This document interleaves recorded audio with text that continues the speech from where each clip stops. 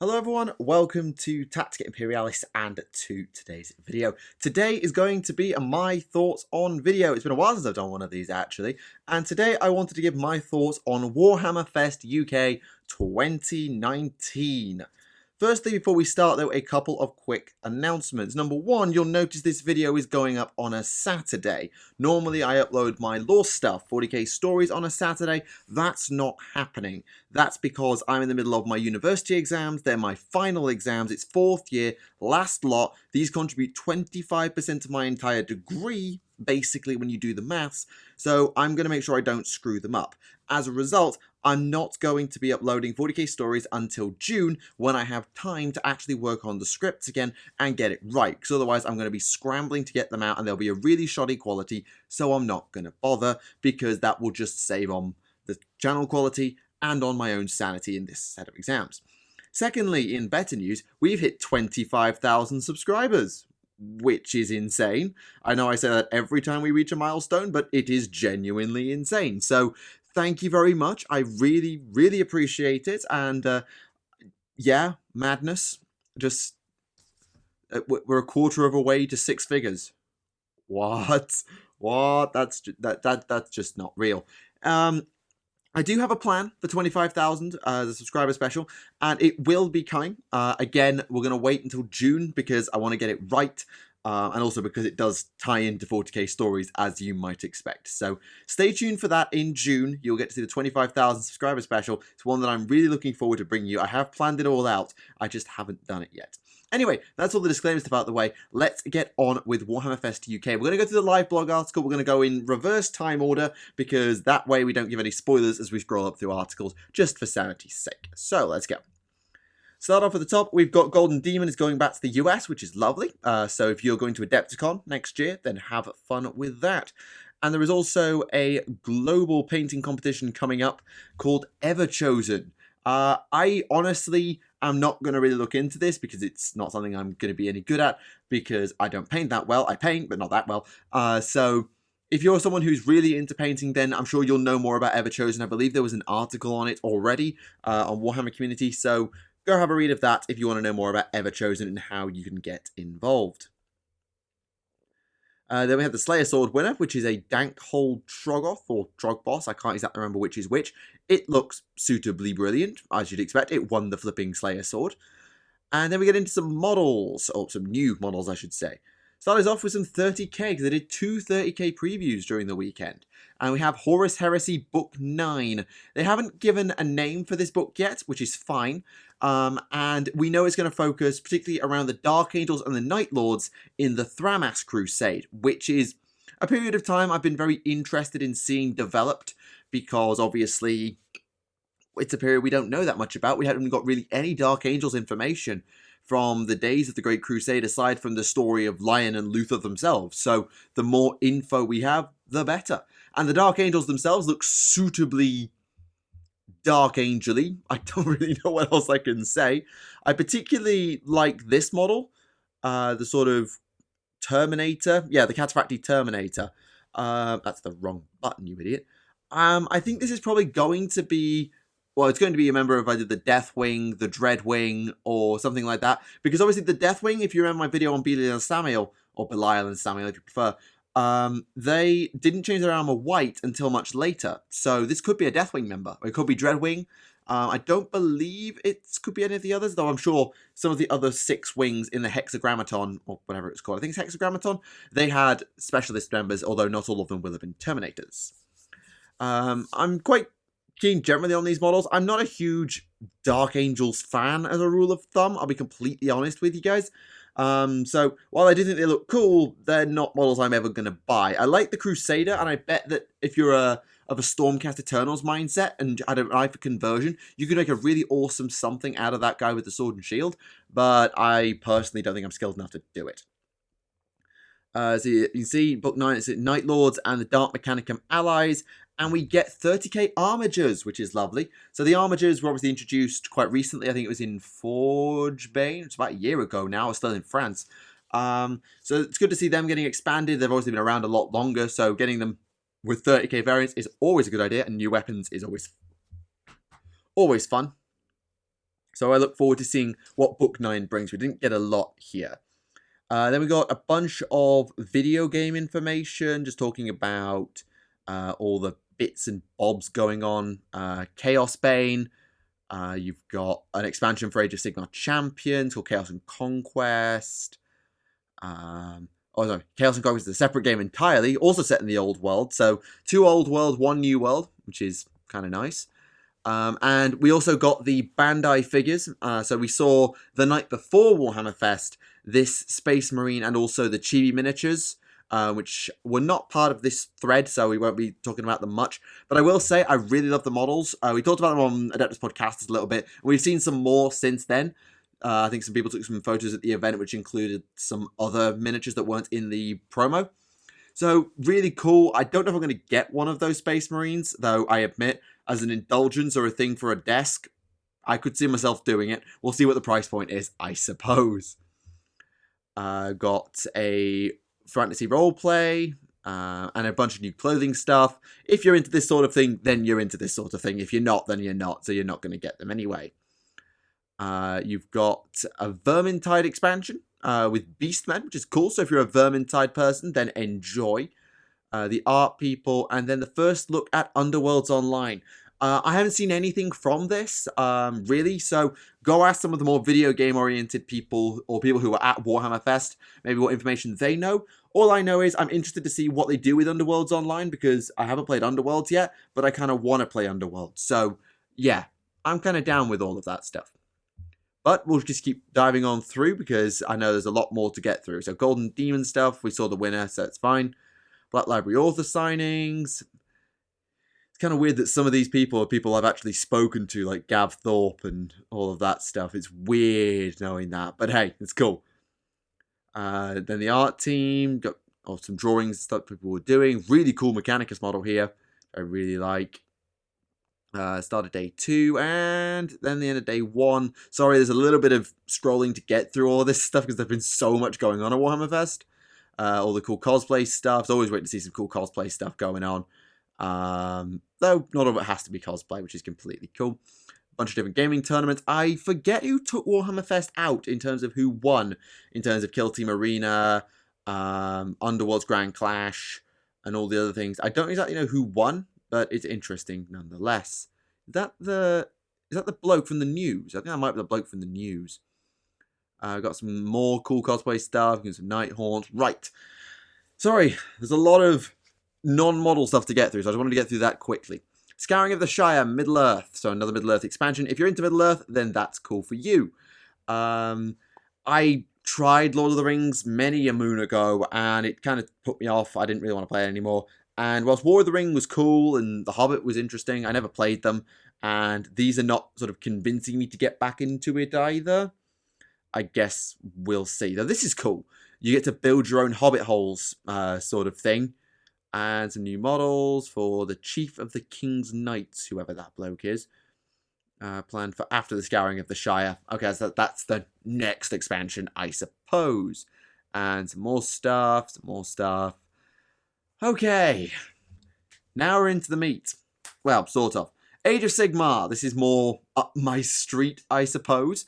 So we get the first look at the General's Handbook 2019 and a separate book for pitched battle profiles. They don't specifically state here whether the pitched battle profiles will be bought separately from the General's Handbook or it's just a 2-for-1 that you buy one, you get both. Either way, I think it's a good idea to pull the pitch battle profiles out of the handbook, because the main thing that 90% of people were using the handbook for was finding about page 80 odd and finding their points values. Having it in a separate booklet reduces the amount of book volume you have to carry with you, and that's a good thing if you're not using the apps and other online resources, of course. And it also means that if the General's Handbook stays at the same page count, pulling out 20 pages of profiles gives 20 more pages of space for fun stuff, such as... So for open play, open play, you have army generators allowing you to build armies on the fly, which is very, very useful, though you may not realize it. A lot of us are people who will build lists in advance or will prefer to sort of grab bag our armies as we go along. Everyone has their own preferences, but this allows you that if you've got a collection of miniatures and you don't know what size game you're going to be playing, and then you rock up and say, okay, you're playing this much stuff. You're allowed this many models. You can just sort of grab bag whatever you want. And if you're playing to a points limit, you can also use this sort of generator to maybe pick your general, pick your battle line, just so you've got a legal army, and then use the generator to just grab bag the rest. Whatever sort of takes your fancy, really. So I think that's a really cool system, and I'm glad to see it. You've got close quarters battles. Now, I don't really know what this exactly is. It's just another sort of way to play. So I'm guessing it's going to be like a really small gaming board where you still play with reasonable sized armies, sort of like a hybrid between skirmish and the full base game. So maybe you don't play on a 6x4, you play on a 4x4, or goodness me, a 4x2 even, with 1,000 points or 1,500 points, and you play a really small game, so you've got to get right up and close and personal. Certain armies will love this, certain armies will hate this, but you can also build into other rules and maybe make a really dense city fight, which is something they do in narrative play. We'll get to that. And you've also got hidden agendas, so if you like Triumph and Treachery and screwing with people, you're going to enjoy hidden agendas, I suspect. I played a couple of games of Triumph and Treachery. You saw a battle report we did on the channel around the time of AOS 2's release. It was a lot of fun to play with Triumph and Treachery and have the bribery and the nonsense and the screwing over. It was good fun, so I'm looking forward to seeing hidden agendas and maybe employing them in a game or two. For narrative players, you've got Streets of Death. City fights. Yes. I'm a huge fan of city fighting. AOS's big weakness compared to 40k, some would argue, at least I certainly would, is, and no, it's not the unbalance of Flesh Eater Courts, and no, it's not the double turn system. They have their place in Flesh Eater Courts, should get nerfed, but that's fine. It's the battlefield. The battlefield is just far less interactive and real in AOS. You know what? It's hard to explain, but I made a video a few months ago about terrain and battlefield management, using the board to your advantage, creating choke points and natural barriers and things like that. And this is a really good way to do that, because if you're playing games set within a dreadhold or a free city, you could have some really interesting games where you've got snipers in sort of nests that need to be cleared out, and you've got to fight your way up the walls to take them. And you've got choke points in the streets where your spearmen are waiting, and you need to really flank them and use your cavalry effectively, and so on and so on and so on. It adds real tactical depth to use street fighting and city fights. So I'm kind of sad this has gone into narrative play. This could have been a really cool alternate expansion for matched play. Like, they could have built an entire expansion around Streets of Death, because that's what they did in 40k. It's called Cities of Death and possibly Urban Conquest. They literally built this system. But in combination with the new AOS terrain from Forbidden Power, the Dominion of Sigmar, I had this really cool idea for a free city board. So we probably need like a 10 by 10 board to make it work, but you'd have a realm gate at the back corner, and I really wish that I had made like a mock-up that I could put on the screen right now. So I'm just going to go back to a bigger screen so I can sort of mop it out a bit for you. So on the left-hand side of the board, you've got this realm gate. And that's the heart of the free city, because it always is. That's how free cities kind of work. And then you've just got rings of defenses that sort of work around and around. There may be 3 layers. So first layer is a few ruins. You've got a couple of bits of defenses, maybe some points. And then you've got a gatehouse, and you've got a series of walls. And that's your second layer of defenses. You have troops on the walls. You've got a few useful buildings on the inside. Maybe you've got some sort of housing buildings. Maybe the odd ruin from when it's been sieged before, and maybe some other useful buildings like that. And you go into the final ring of defenses, which is this way, sorry, and then in there you got all the new cool terrain with temples to Sigmar and shrines and observatories for the Sacrosanct Chamber and all the wizards, and towers. And all of this cool stuff is in this final ring, all leading up to tense, narrow street fighting, leading up to the realm gate itself. And if you get through the realm gate, then you have a lot of fun. That was the thing I envisioned when I saw Streets of Death, and I just really like the idea of building a complex city board and then fighting a siege in it. Maybe instead of the game lasting 5 turns, it lasts 10 turns, and you've got all the siege phases that you go through. So you combine Streets of Death, with the siege rules that were given in the last General's Handbook, or heck, the General's Handbook before that, I think it was, in 2017. You start bringing it all together and having some really complex, long-winded, but also super engaging, narratively intriguing and fun games. That's what I want. And you don't have to do it with walls. You can do it with forests and make it a city in Gyron. You can do it with natural rock formations and say it's been like sculpted out of a mountain in Action. It's a magma hold. Maybe even mix in the underground fighting at the very last section. So many options. I love Streets of Death. I love city fighting. And I really wish I could do more of it because I have more terrain. But I don't, and I'm sad. Anyway, carrying on. You've got name generators, if that's your thing. And mercenary companies. So this isn't the same as the Forbidden Power mercenaries, which are specifically for Fire Slayers and Flesh Eater courts that can be brought in by any Grand Alliance. This is a separate thing entirely, so they make reference to Gargants, Man-Eaters, and other things like that. So it's obviously got to stay in narrative for the sake of game balance, but I love the introduction of mercenaries. I think that's a great idea. Match play is obviously getting its points balances, and it's getting its new battle plans. You'd expect that. This is a really cool looking battle plan, by the way. No idea what it is, but it looks fun. Tournament templates, so TOs, Rejoice, and also meeting engagements, which are 1,000 point-ish games, just smaller, take less space, and they're just about throwing people together. Smaller games, viable for tournaments and competitive events. So I think that's a really cool idea, just having small throw-together games. Be really useful as sort of qualifying matches for tournaments. You've got a lot of games to play to get your qualification and your rankings and your seeding sorted. Good, you can do it quickly with meeting engagement instead of playing a different game system like Skirmish, which is a good idea. So yeah, I like that, and I think I'll probably end up playing a few of those games, particularly on game nights at Games Workshop when there's less time. Then we get into Warcry. Now, there's no Forbidden Power here because that got a separate article that's coming out next week. So I look forward to that and getting that expansion with the new endless spells and all of that chicanery. So I look forward to that, but that's not in here. So we get the third warband. We've seen one from the realm of battle, one from the realm of beasts, and now we have the Splintered Fang from Gyron. Yeah. Elves, snakes, gladiators. Yeah. Intriguing. I really like this warband, and they're probably the warband of the three we've seen that I would play. Though there are obviously a lot of factions aside from the base 6 Chaos factions in the game, so we'll see. But I like this aesthetic. It's very Greek, and maybe I have a thing for Greco-Roman sort of style, but I like the gladiator with the trident and net. You've got this dude here with his armor plating. You've got the guy, the elf above, which is this model right here, which is another cool-looking model, and this model's lovely. Well, it is and it isn't. I don't really know what I think of it. I like it, but I also don't like it. It's weird. It's a cool model, though, and I like the idea. So, yeah, cool models. Probably my favourite of the three that we've seen so far, but that's just my personal bias. Warhammer Underworld is also getting a Season 3 after Nightvault, and we get a new warband member. I'm going to guess this is either Elvish or Human, i.e. for an Elven faction or the Free People's faction. I'm going to stick my neck out and say it's Free People's, and, like, that sort of thing, with halberdiers and shotgunners and things like that. But I will see what happens, I suppose. Anyway, moving on, because we've got more to get through. Blood Bowl has the halflings, and they look like halflings. New board, Spike issue 5, standard fare. Haven't played Blood Bowl. If I did, I'd probably play Naggaroth Nightmares, so skip. Match inducements, though I'm not really sure what those are. Some new dice. The beginnings of the Wood Elf team, that's a cool looking mock-up, and a Dryad star player. So, yeah, cool. Upgrades for House Delac, so if you're a Necromunda player, have fun with those.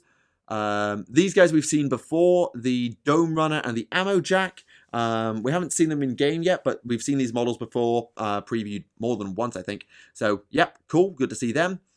If you're from Cawdor, well, you've got the, what are they called? The Headsman, which is a really cool looking miniature. It reminds me a lot of the Chaos Lord of Nurgle, if you know the one from Fantasy that had all the entrails bleeding out and is carrying his axe across himself like that. I think that's a really cool model, and I like that pose. Very nice. And then we got this. So, I'm not going to play the trailer. Long story short, it's knock knock, blow the door, enforcers inbound. Now, I've been informed that this is not strictly going to be the Arbitrace. I saw this trailer and immediately went, meet Arbitrace, yay, because I like the Arbitrace. But I've been told that the Enforcers are kind of pseudo-Arbitrace that may also work for House Helmore. So this might be the introduction of a Helmore gang, or it may be the Arbitrace. I wasn't really sure. I'm leaning toward Arbitrators, but I don't want to say for sure. I'm just going to have a drink, hang on a minute. I'm talking too much. You can tell I've been talking too much. So, interested to see what that is for Necromunda. I just can't get into it. I don't know why. Probably because I've got too much going on, but I just never got into Necromunda. We'll see if I do in future. Titanicus gets some new stuff for Reavers and Knights and all that lovely stuff. Some extra funky bits. That's great if you play Titanicus. Again, it's a game I'd love to get into, but time, money, opponents, always the same problem.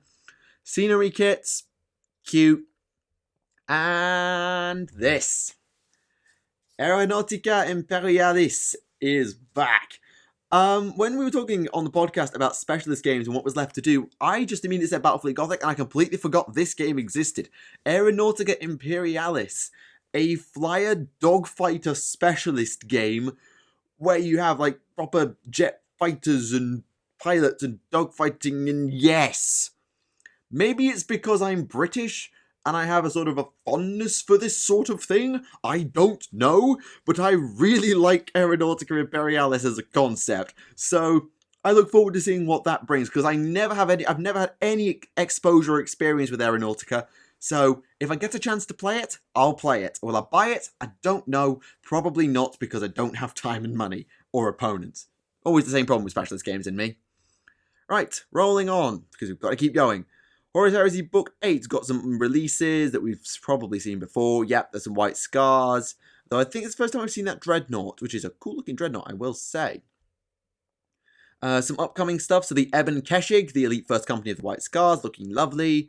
Chapter Master Ralderon, seen him before. He's looking just same as before.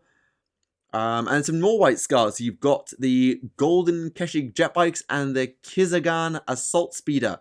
Cool looking little land speeder, I like it. Obviously, if you like the 30k design of land speeders, then you like the 30k design of land speeders. I'm not a huge fan of land speeders as a rule of thumb, but I can appreciate a cool model. And these jet bikes, be honest, I really like the 30k jet bikes. And a really nice little touch is that this one here, who's got a hammer in his hand, notice where his lance is. His lance is still strapped to, it's bolted on, or locked in to the side of the jet bike, so you can use the jet bike like a battering ram with its lance anyway. That's such a tiny detail. Teeny tiny detail, but I really approve of it, so that's cool. Anyway, so that's looking nice, and the Blood Angels have got their jump back Dreadnought, the Contemptor Insanedius. That A is such a faff. But when you see it painted, I also admit I saw Jump Pack Dreadnought and I thought, this is a little bit weird. But you see it painted and fully finished and oh, it looks lovely. It looks absolutely lovely. So credit to the design team for making a Jump Pack Dreadnought not look stupid. The Custodes have got the Ares gunship. I'm sure that's ripped from somewhere. I know that image. I'm sure I've seen gunships that look like that before, though I can't place where. Kind of reminds me of the... No. Does it remind me of the ship from Guardians of the Galaxy? A little bit, I guess, but not really. Meh. I don't know, it's fine. But then we get some Demons of the Ruin Storm, and these models are lovely. I don't know why, I've never been a huge fan of Demons, but I love these models. These are brilliant. And I bet that Sigmar players and 40k players are like, can we have ways to do something with these, please? Because they look awesome. I particularly like the one sort of at the bottom left of the screen. Like the one in the big image is obviously pretty nice, but I like the one on the bottom left. I don't know why. Let me just pull it up. Yeah, I like this model. I don't know why, I just do. There is a guide for how to use these things in the book 8, in Malevolence, obviously. So if you want rules for them, go look there, and ways to proxy for them as well. Nice, simple, fun stuff. Anyway, on we go to Warhammer 40,000, the first preview of the weekend, and the last preview we're going to have to do, because good grief, I've been going for 24 minutes already. Apocalypse. I rambled about Apocalypse before, how much I love Apocalypse and all the things that are associated with it, because my narrative brain just goes meep when I see this sort of thing. It is always fun. I do like it. Excuse me. They talk about that downtime being minimal, meaning that even the most massive games stay engaging. Damage is resolved at the end of the turn, so if you've been waiting for weeks to use that Reaver Titan, your enemy won't get to shoot it off the table before it has a chance to retaliate. Now that is interesting. I'll tell you why. Because that means that turns must be on some form of you go, I go system. That system cannot be one team goes, the other team goes, because if damage were resolved at the end of the turn, then that would mean that the Reaver Titan would be dead before it got a chance to retaliate. Not so. According to this, you'll get to fight back, meaning that you must be able to activate all the models on the board in a single turn.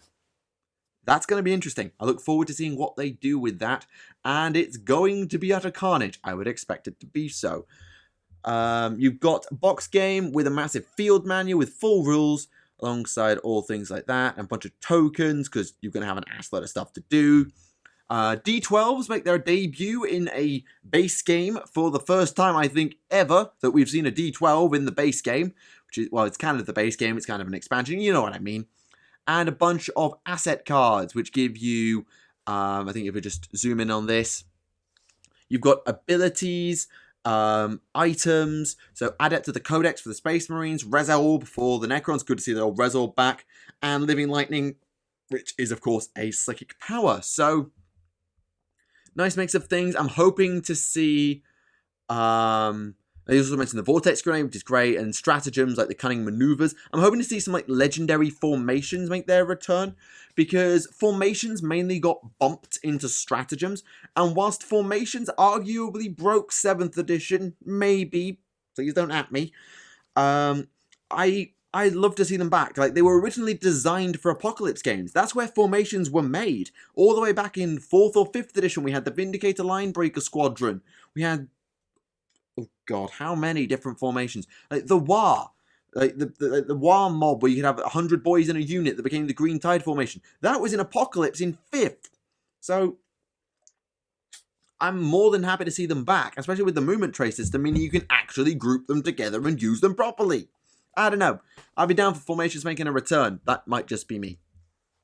They're also going to put out unique rule PDFs for every faction on launch. So obviously this game is going to be quite different from 40k, if you're going to have to make up special new detachments and have brand new rules for your army, which is going to be an interesting change of pace. So I look forward to seeing exactly what Apocalypse brings. And they're going to try and play the biggest game of 40k ever. I'm going to try and go to that, because I can contribute about 10,000 points of Xenos, so yeah, I'll try. And that means new stuff. The Primaris are getting a new tank, the Repulsor Executioner, because we needed more flying tanks. I jest. It's a cool looking tank. It's basically a repulsor with an extra few big guns, because of course you do, and a bit of transport capacity, not loads, but some. So it's kind of a bit like a Razorback, I guess, or like the equivalent to the Rhino versus the Razorback, in that one has a bigger gun but less transport, the other has more transport but less guns. I'm assuming it's going to be something like that, but way cranked up, because this is Primaris, do you speak it?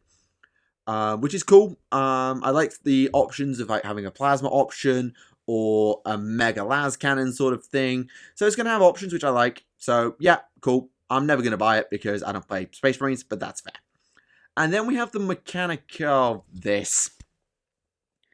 I cannot make my mind up whether I like this thing. Adeptus Mechanicus transports and tanks. Say hello to, what's it called?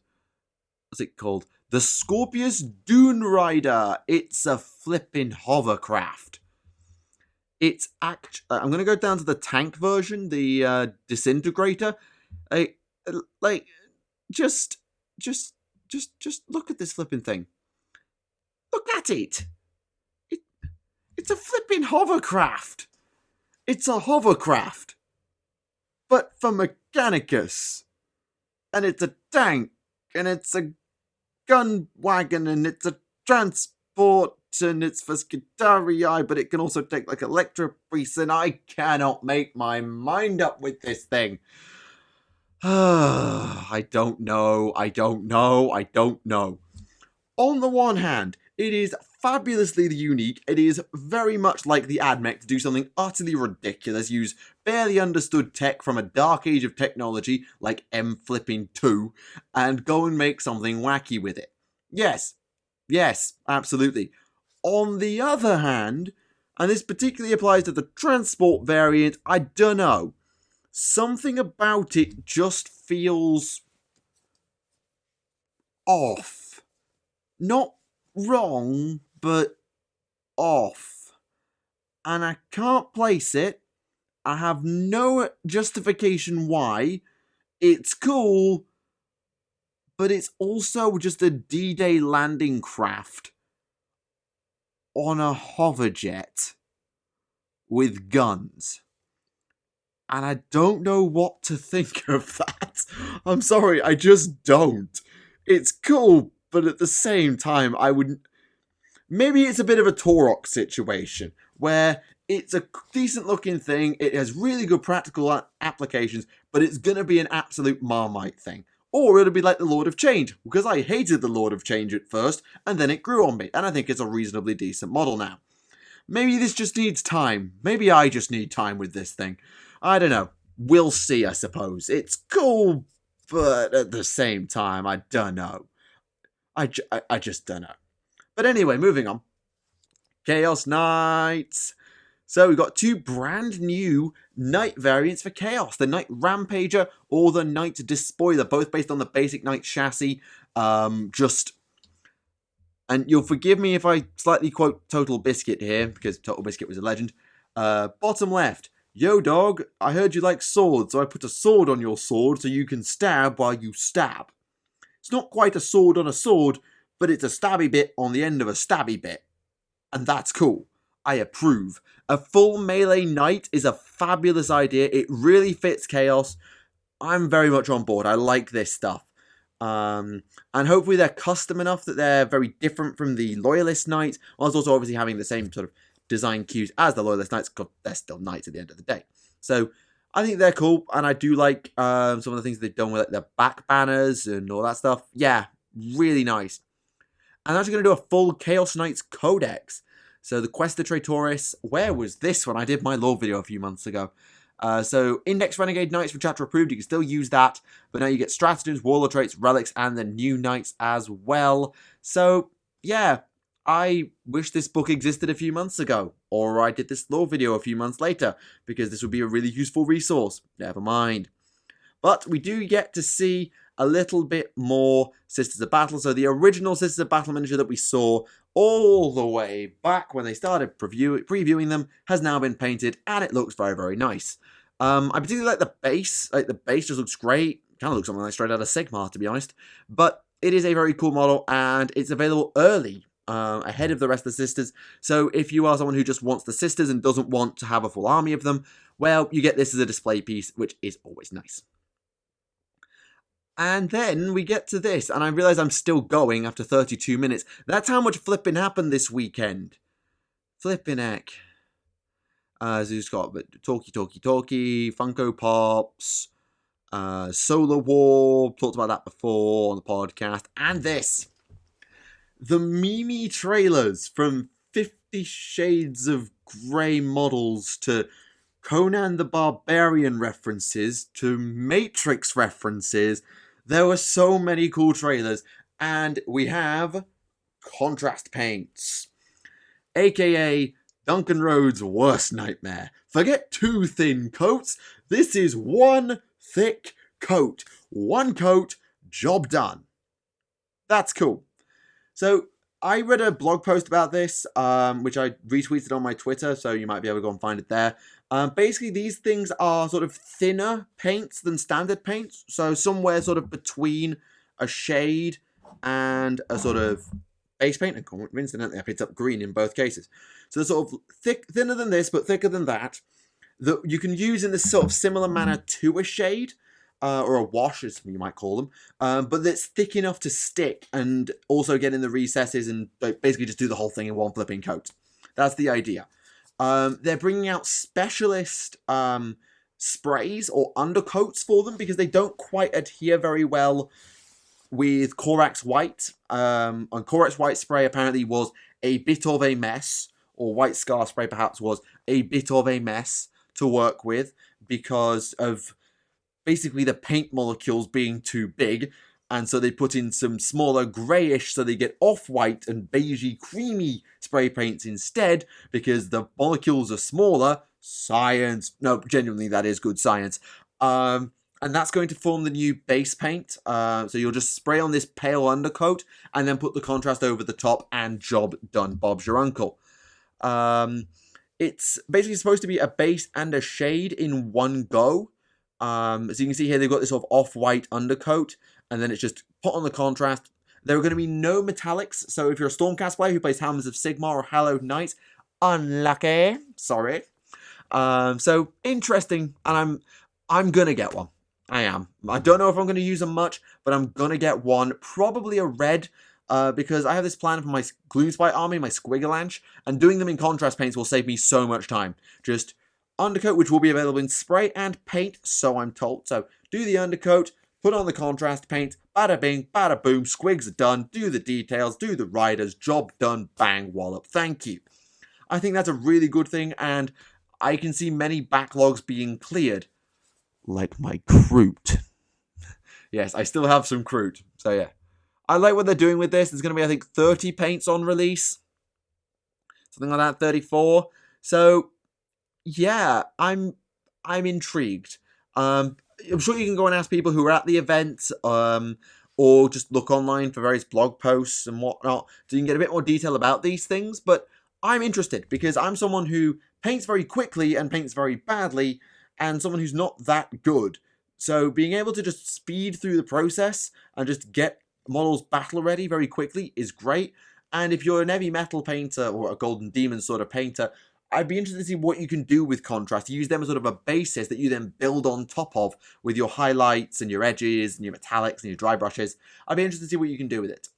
And I think, yep, that's everything. Whew. And breathe. 35 minutes of talking later, we're at the end of Warhammer Fest. Yes, I know I talked for a bit in the beginning with disclaimers, but you know.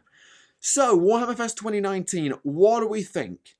Well, it's not as big as Warhammer Fest 2018, but it was never going to be, because Warhammer Fest 2018 brought us AOS 2, which was always going to give it a bit of a leg up on on Warhammer Fest 2018. So, it was never going to win over AOS 2 in terms of grandeur, but it's added a huge amount of stuff. Like, I mean, last year I made 2 videos, but that's beside the point. So Apocalypse looks like it's going to be really, really interesting. The new developments in the General's Handbook for Age of Sigmar look fascinating. Contrast is obviously a huge deal for those of you in painting and hobby circles, myself sort of semi-included, so I'm obviously interested in that. A new specialist game in the form of Aeronautica Imperialis, previews for Horus Heresy Book 9, and more models for Horus Heresy Book 8, so there's plenty going on there. There's a huge amount of stuff come out of this. I mean, if you think about it, we've got 2 expansions, 1 specialist game, 1 codex, 1 entirely new paint range, then 2 or 3 more expansions for other specialist games. Yeah, it's been a very, very big set of reveals, though nothing has been quite as headline-grabbing as AOS 2. I think that's what they wanted Contrast to be, considering they literally led with it. But hey, there you go. So that's my thoughts on Warhammer Fest 2019. A very good show, a huge amount of information, new stuff to look forward to, but nothing quite as headline-grabbing.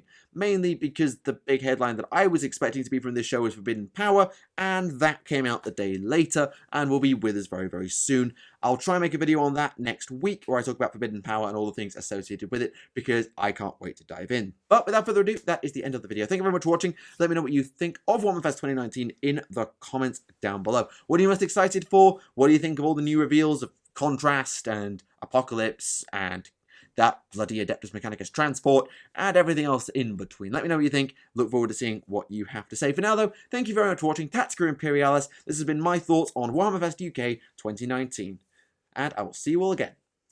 Bye for now.